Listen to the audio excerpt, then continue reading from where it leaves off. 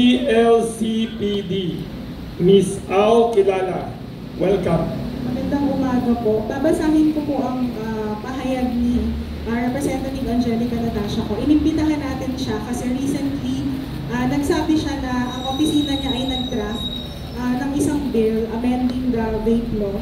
Ipapile niya ito as soon as makagawa sila ng consultation with advocate. So, inimbitahan natin siya, pero dahil nga Children's Month ngayon ay sabay-sabay din ang activities. So, nagpadala siya kanina umaga ng mensahe. Babasahin ko na po. Good morning, distinguished guests, colleagues, members of the media, and fellow advocates for children's rights. It's a privilege to join you today as we come together to confront a pressing issue that affects the very heart of our nation, our children. As we celebrate National Children's Month with the theme, Break the Prevalence and the Violence, Protecting Children, Creating a Safe Philippines, let us renew our commitment to safeguarding the rights, health, and future of every child. The tobacco industry, with its deeply entrenched practices, poses a direct threat to our children and youth.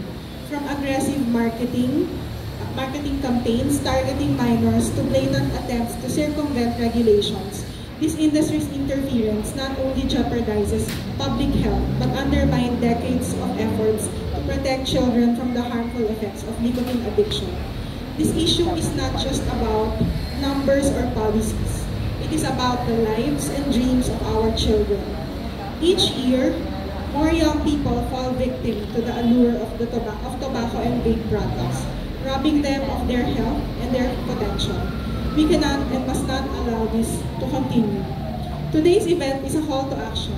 It is a reminder that our collective vigilance is critical. Together, we must ensure that our laws and policies are robust and uncompromising.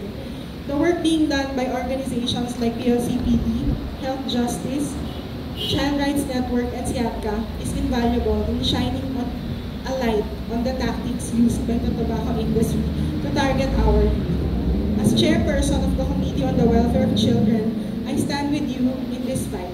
I echo the call for stricter enforcement of existing laws and the creation of new policies to close any gaps that the industry might exploit. I also urge the media to continue playing its crucial role in exposing these harmful practices and amplifying the voices of those advocating for children's health and rights. Let us remember, protecting children from the harm of tobacco and nicotine is not just a public health goal, it is a moral imperative. Every child has the right to grow up free from addiction, exploitation, and harm. Together, let us build a future where our children can breathe clean air, live healthy lives, and thrive in a truly safe Philippines. Thank you, and I look forward to the concrete actions that will follow as we combat tobacco and vape use among our children and youth. Maraming salamat.